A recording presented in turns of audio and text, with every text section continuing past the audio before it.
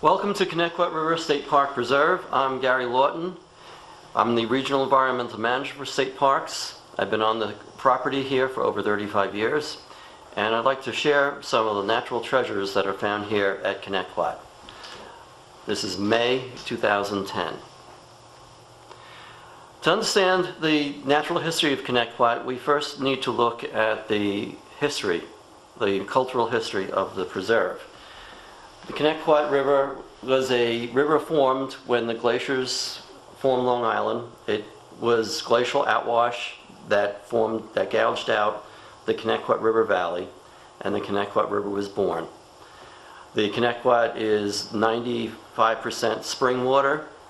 It starts up near the Long Island Expressway, flows through the center of the park, and empties eventually down to the Great South Bay. What's really nice about this system is that from where it starts near Sunrise Highway, right down, from where it starts by the Long Island Expressway right down to Sunrise Highway, it's completely surrounded by woodland, and the water is very pure and clean.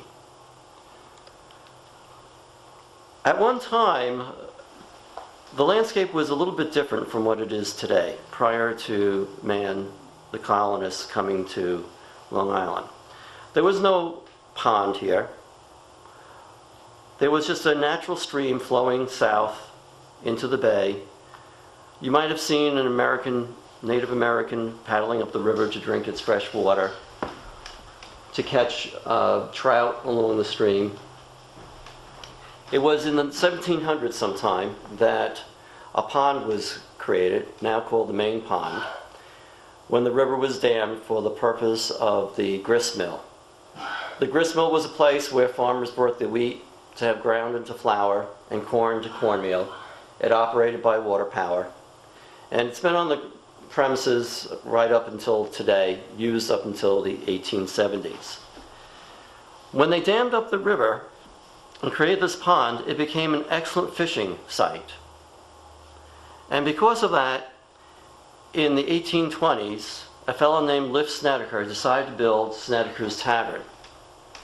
This was a stagecoach stop for people who traveled to eastern Long Island. It was also used by the wealthy men of New York City to come out to hunt and fish on the grounds. It was a tavern from 1820 until 1866.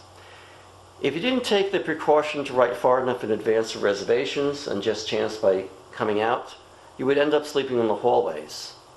And this led to many of the frustrations of the sportsmen. So they decided to pool their resources together and buy the tavern. They bought initially about 800 acres of land around the pond and established the Southside Sportsman's Club in 1866. The Southside Sportsman's Club was here until 1973. During this time, they added on to the building that we're in now. They built many of the other structures around the main building, and they built a trout hatchery.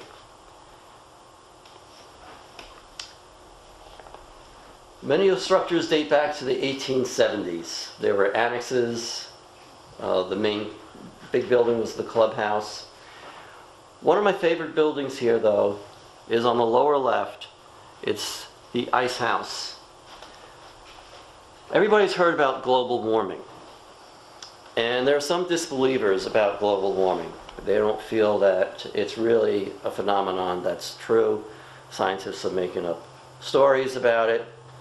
But all you need to do is look here at the Connecticut and see that this building on the lower left is an ice house.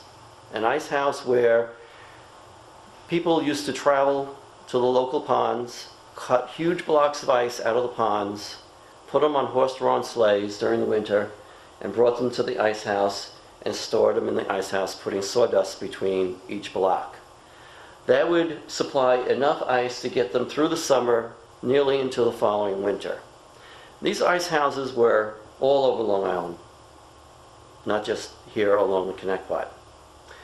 You'd be hard-pressed now to find a frozen pond to be able to store ice for the winter. We'll talk a little bit more about global warming and climate change as we go through this program today. As I mentioned before, the Southside Sportsman's Club also built a trout hatchery on the grounds. The trout hatchery dates back to as early as 1870, and that was at the base of the grist mill. Then they moved the operations to the east side of the park, to the Slade Pond area. It's called the Eastbrook Preserves. That didn't work out too well either. There wasn't a sufficient water supply. And eventually, in the 1890s, they moved the entire operation up to where it is today. Initially, this was a brook trout stream. Brown trout and rainbow trout were brought in later years. The only reason we're able to have a trout hatchery here is because of the very clean, pure, pristine water that's here.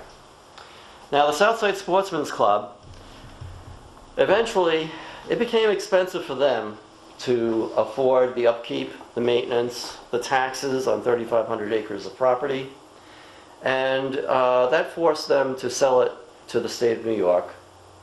And it was sold for about $6.2 million, the investment that they made into the property. And in 1973, the park was opened up as Connecticut River State Park, with the idea to encourage visitors to come here and use the park, but protect the natural resources that are here. And today, there's fly fishing for trout, horseback riding. We have lots of schools that come out for environmental education, weekend programs for families on nature programs, cross-country skiing during the wintertime, and people can get permits to hike the park, to photograph, and to birdwatch. Now, at first it was called Connecticut River State Park. The word preserve wasn't added onto it until 1978. It was recognized back at that time that just because parks had the property didn't mean that they couldn't develop the property.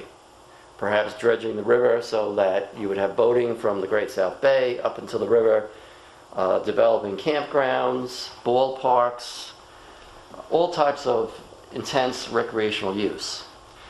So the local environmental groups, the W.K. Vanderbilt Historical Society, who was kind of an early friends group for the park, put pressure on the state legislature to create park preserve legislation. This allowed state parks to set aside some of their parks as preserves and not develop them. In 1977, that park preserve legislation was passed, and in 1978, Connecticut became the first state park preserve in New York State. Essentially what that means is we encourage wise use of the property, wise recreational use, use that's not going to impact the rare plants and animals that you're going to see a little bit later. It's a way of getting people to use the park, protecting their natural resources.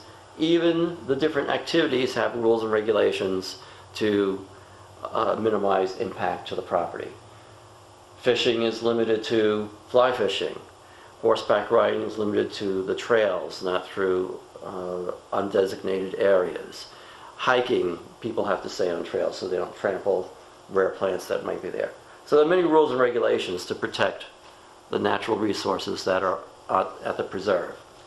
And each year, Connecticut sees over 250,000 visitors. Many of them come to fish, hike, and many of them enjoy the scenic views that are here, but a lot of people don't recognize the true natural treasures that are here at the preserve. And we're going to take a look at some of those now. In 2002, there was something called the Natural Heritage Report generated for this park and many other state parks on Long Island. This is a mapping program where they mapped all the rare natural resources of the park. It identifies wetlands, it identifies different types of plant communities. There are other maps that pinpoints where all the rare plants are. And you can see from this map here that the entire map is in different colors, meaning that there's a lot of rare plant communities here. It has 5 significant natural communities.